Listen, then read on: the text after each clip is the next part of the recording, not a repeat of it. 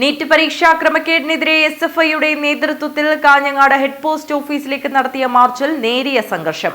Police barricade മറികടന്ന പ്രവർത്തകർ post office കോമ്പൗണ്ടിനകത്തേക്ക് ഇരിച്ചുകയറി.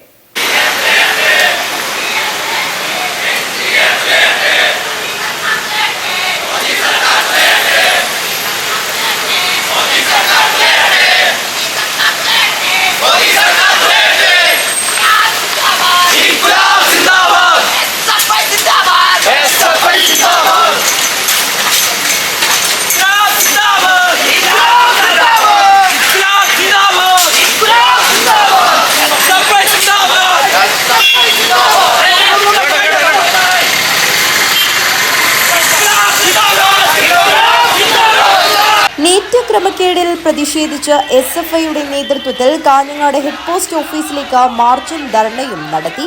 11 മണിയോടെ പ്രകടനമായി എത്തിയ എസ്എഫ്ഐ പ്രവർത്തകർ പോലീസ് ബാരിക്കേഡ് മറികടന്ന പോസ്റ്റ് ഓഫീസ് കോമ്പൗണ്ടിൽ എത്തി. പ്രവർത്തകരും പോലീസുമായി ഉന്തും തള്ളുമുണ്ടായി. തുടർന്ന് പോസ്റ്റ് ഓഫീസിന് മുന്നിൽ കുത്തിയിരിപ്പ് സമരം നടത്തി. മണിക്കൂറുകൾക്ക് ശേഷമാണ് സമരം അവസാനിപ്പിച്ചത്.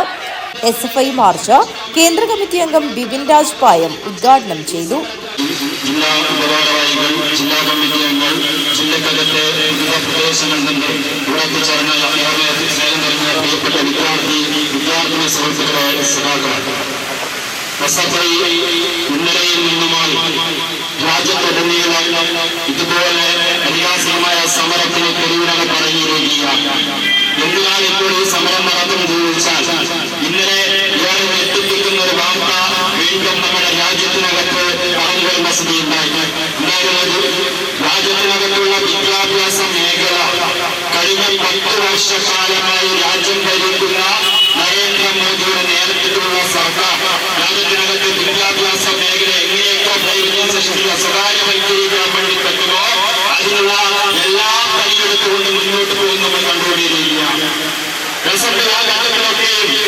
ഇത്തരത്തിൽ വിദ്യാഭ്യാസ മേഖലയെ കച്ചവടവൽക്കരിക്കാൻ വേണ്ടി ശ്രമിക്കുമ്പോൾ അതിനെതിരായിട്ടുള്ള ശക്തമായ സമരത്തിന് തെരുവിലുണ്ടായ രാജ്യത്തിനകത്ത് തെരുവിലുണ്ടായ സംഘടന എല്ലാവരും ഒരേ സ്വരത്തിൽ പറഞ്ഞുകൊണ്ടിരുന്ന സ്ഥിതിയുണ്ട്. അദ്നാൻ ചട്ടഞ്ചാൽ അധ്യക്ഷത വഹിച്ചു. K Sajeesh, K P Vaishnav, M Anuraj, P K Manjisha എന്നിവർ സംസാരിച്ചു. കെ അനുരാഗ് സ്വാഗതം പറഞ്ഞു. News bureau, Kanhangad.